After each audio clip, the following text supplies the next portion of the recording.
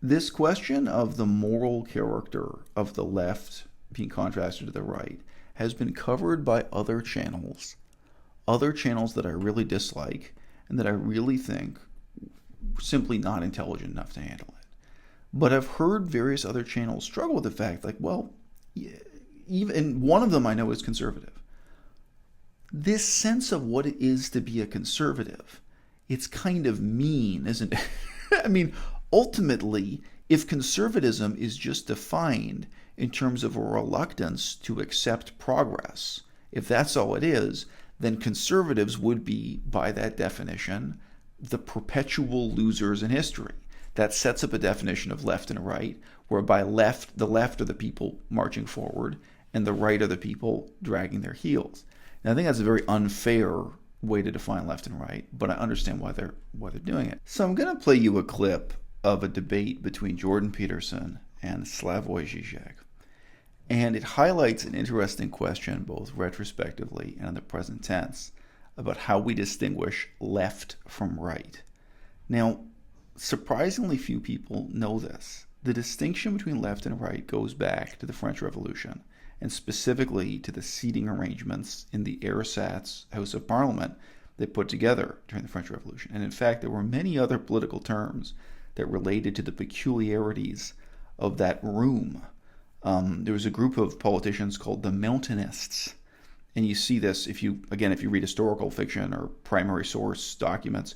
Some of these political terms kind of lurked around, and the mountain being referred to was literally an imperfection in the woodworking, where the seats kind of rose up. There was a lump in the floor, and so some of the seats rose up. Well, yeah, those guys who sit over by the mountain.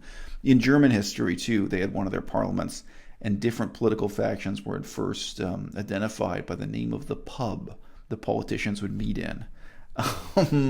Anyway, so some of these nicknames in politics come and go, but the distinction between left and right has endured for centuries, and it's taken on different kinds of, frankly, symbolic and even psychological significance that we're going to talk about. The point that Slavoj Žižek makes, and Slavoj Žižek is not conventionally left-wing himself, is that we can't narrowly focus on self-discipline, on one's own ethos, on one's own personal purity of conduct, or, say, taking good care of one's own family.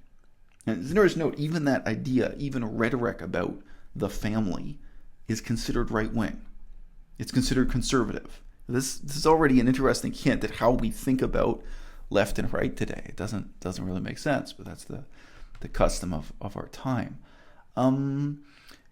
He draws attention to the futility of focusing on one's responsibility for one's own life, one's own family, and so on, if the major problems you're encountering as an individual, as a family, what have you, are problems with the larger society around you. I have an extremely common sense, naive question here. But what if in trying to set your house in order, you discover that your house is in disorder precisely because the way the society is messed up?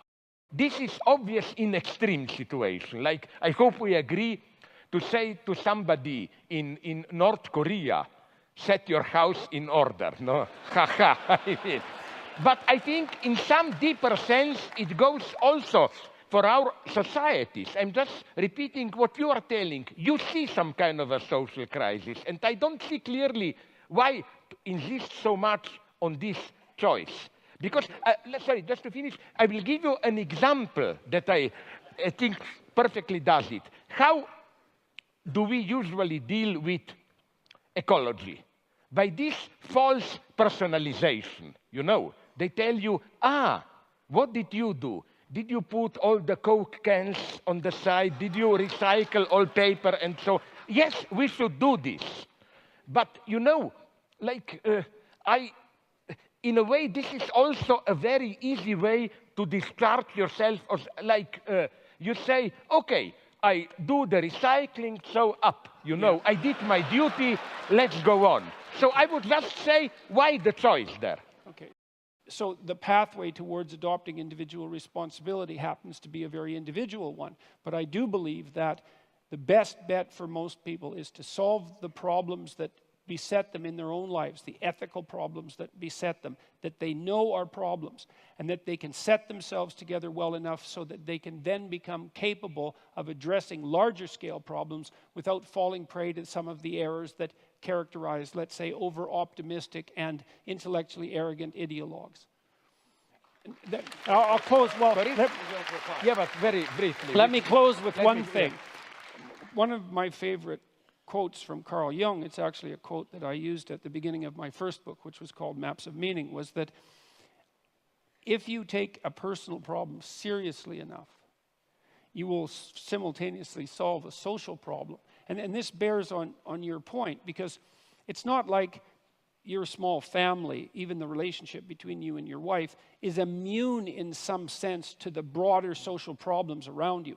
And so let's say right now there's tremendous tension between men and women in the West, and that's certainly the case given the divorce rate, let's say. That would be some evidence. And the later and later ages that people are waiting to become, enter into permanent relationships.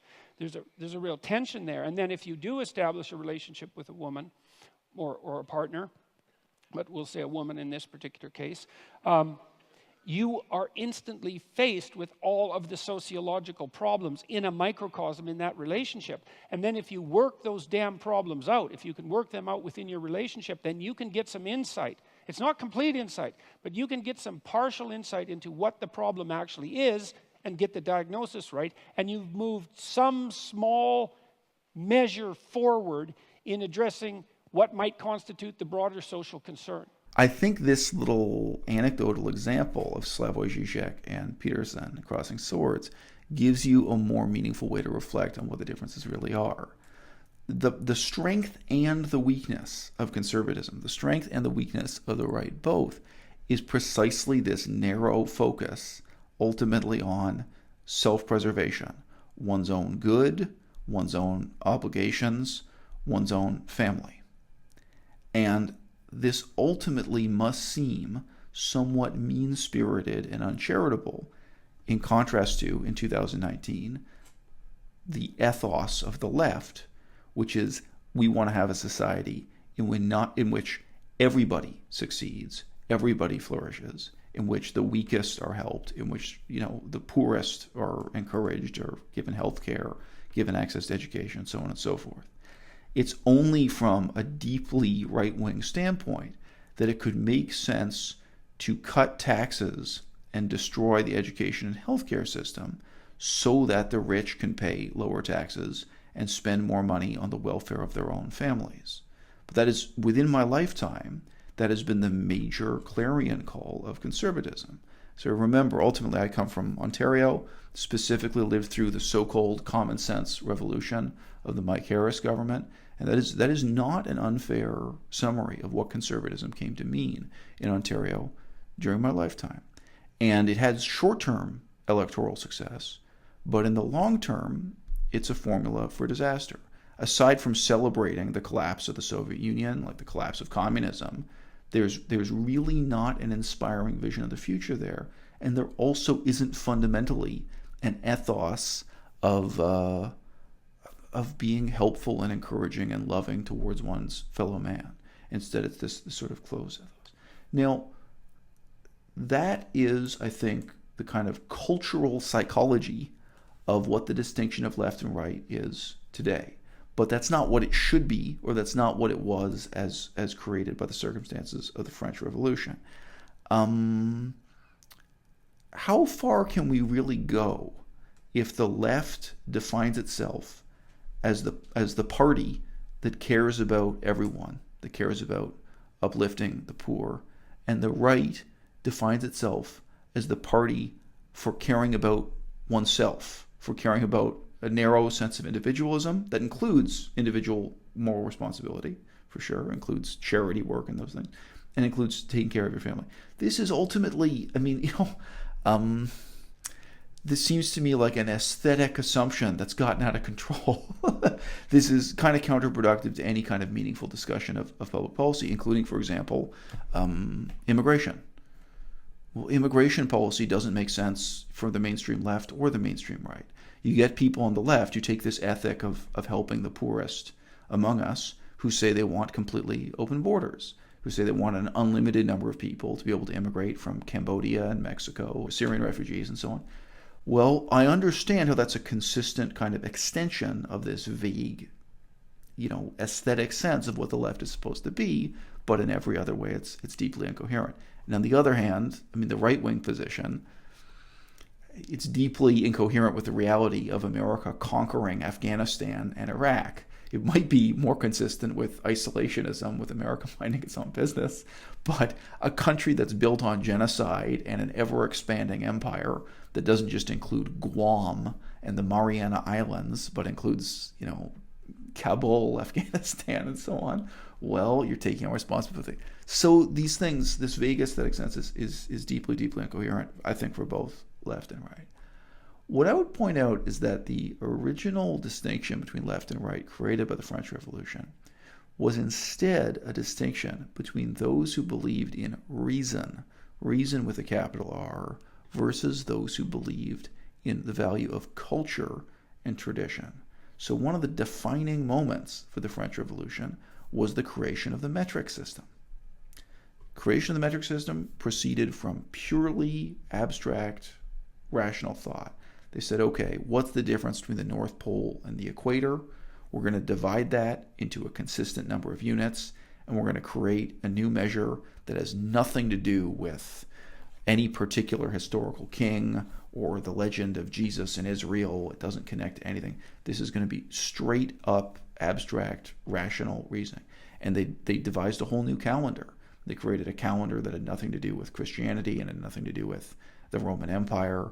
And in this way, the fundamental concept of the left in the French Revolution was that the dead weight of millennia of cultural accretions could be cast aside, and that reason with a capital R, could create a new and better ordered world for everybody, for the rich and the poor alike, that we could get rid of crass superstition and the accretion of these things. And this put the right, the conservatives, not in the role of opposing progress, but in the role of being the people who could appreciate culture, who could appreciate tradition. And let's be clear, culture doesn't necessarily have to be backward-looking. It can be forward-looking. It can be creative, but it can be also based on learning from the experience of others, of saying, like today, hey, look at Denmark. Do you think Denmark maybe has a better healthcare system? Do you think Sweden maybe has better prisons? Do you think Taiwan has a better system of referenda, of voting and direct democracy? Learning empirically from your own traditions, from your own history, that's one thing. Learning from the cultural traditions, history, and experience of others. Of being the more empirically based, bottom-up mode of thinking, as opposed to this abstract procedure from the top down. Guys, we live in an era where political parties are bought and sold by businessmen. And that is the reason why mainstream politics has become philosophically bankrupt. And it's our job, yours and mine, to generate a new philosophy, a new ethos in politics, left, right, and center. Right here on the internet, right here on YouTube.